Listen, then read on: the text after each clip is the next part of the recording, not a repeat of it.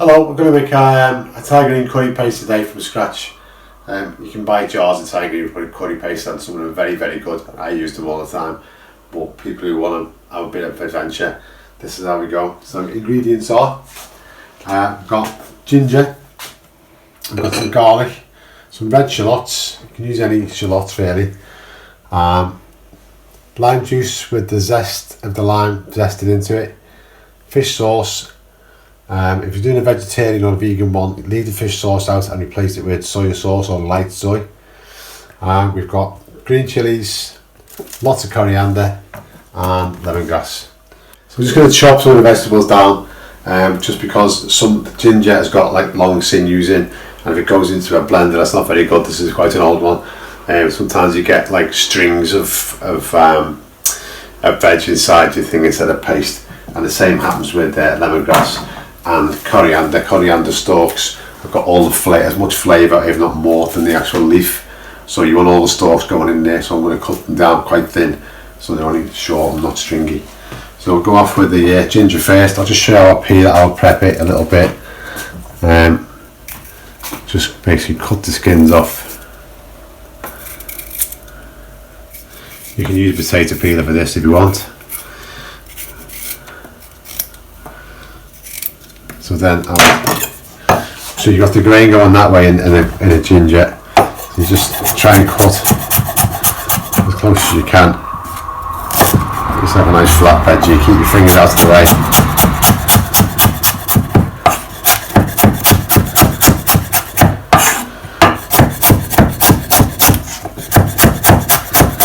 I'll just pop that into a bowl for now. So you can see all the vegetables done together. And we've got chilies, green chilies. So you just take the stalk off and use a small knife so you can see better.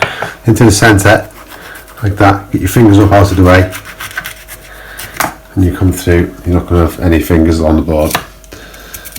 Cut your seeds out.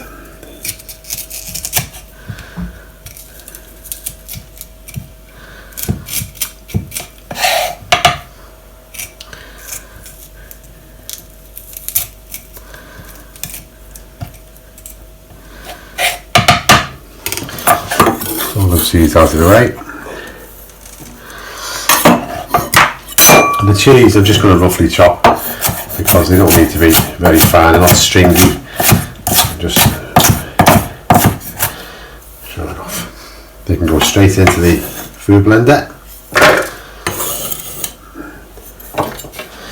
Lemongrass is quite a hard, sinuous veg anyway, so I've stripped the outside of those. They've got a very hard outside, it's very dry. You peel the first layer off. I might not use all of this, it's a bit too much.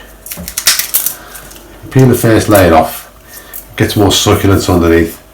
So what you do with that is, I'll just do a couple, is take the ends off. It's all dried on the end, take that end off, get rid of that, and then cut them in half.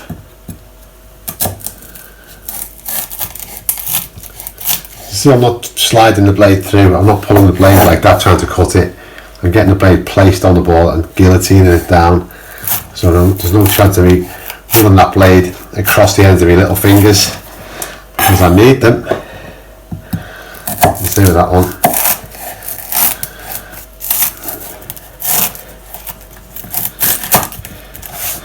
And then put them flat side down on your board. Turn your knife over and hit them with the back of the knife. What this does, it releases all the oils from the lemongrass and gets all the flavour and softens it all up.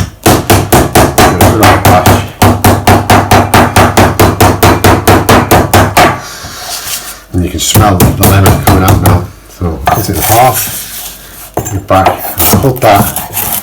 Oh, that's quite soft. Cut that as small as you can. Even though it's going to go into a blender, that'll be, if you leave it like that, you'll have like strings of lemongrass. So you'll get quite small. You chop them with like this. You see a lot of chefs and they say hold the blade, but I find if you're holding the blade, this little finger, it goes missing somewhere because it's got nothing to hold on. So I always put my hand flat on. So I can see where all my fingers are. There's no chance of losing it. Well, there's always a chance of losing a finger, but less chance. I can go in.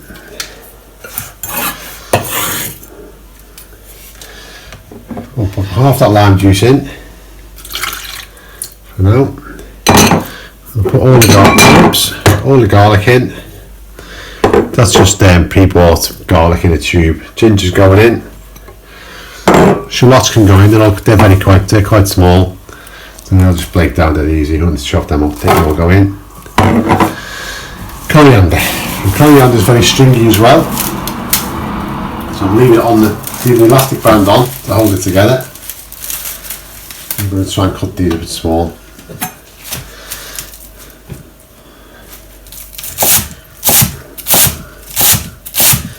Again, it's more of a guillotine motion rather than a slicing backwards and forwards or a chop. I'm not trying to chop it, and just the blade's in contact with the board, and it's just guillotining it down. The fingers haven't got anywhere near it. They can all go in, lovely. So that's mainly just stalks. So we're not wasting any coriander. There's nothing worse than you go to your bin at the end of the day and you've got a ton of coriander in there. It just drives you mad because it's just a waste. Fish sauce, as I spoke to in other videos, it's quite strong fish sauce, so go easy with it. Just want a little bit. You can always add a little bit more later on. Olive oil. Give it a good glug of olive oil. I'm going to get a bit of noise now, so I apologise about the noise. But you can't sort of make omelets without breaking eggs, can you? Here we go. So when I finish the paste, I'm going to dice some onions, dice some chicken, fry them off into a pan. Once they're cooked, add the paste. Then I'm going to add some coconut milk and then some green vegetables like sugar snap peas, green beans, peas, bits of broccoli, just like light green ones that will cook dead quick. Once they're cooked through, I'm ready to serve.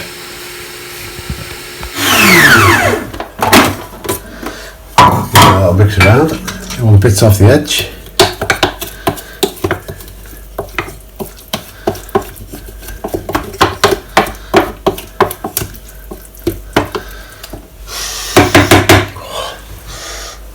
Press that lime juice in.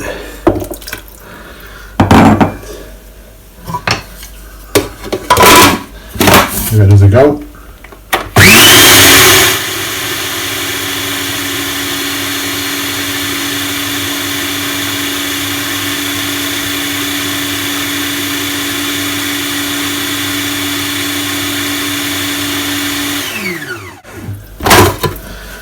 So basically what we've got there now is we've got a Thai green curry paste.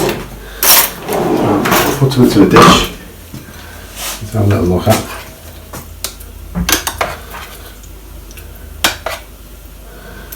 Concentrate right down. So that's the Thai green curry paste. You could make it greener by putting more coriander and leaf in. You could make it berry green by putting some spinach in it if you want to. But I would use that as a base, like you open a jar of curry paste. That's what I would use. So there's all your wow, that's fabulous. Wish it was smelly vision. There you go, Thai green curry paste. A good idea for it is you get your ice tray and fill your little ice trays up with Thai green curry paste, and when they're frozen, pop them out into a little bag, throw them in the bottom of your freezer. When you're making a Thai green curry, if it's just for yourself, maybe use one or two. If it's for more people, maybe use more, depending on how much heat you like. Here you go, it'll be like that, perfect, lasts forever. If you put this into a jar without having the olive oil in and the lemon juice, the acid, it should last about 3 weeks in your fridge, so you're happy with it. Cheers, thank you. If anyone's got any food questions they want to ask me, any recipes they'd like, or any particular restaurant dishes that's their favourite they'd like me to demonstrate, just drop me a line and I'll try and fit them in.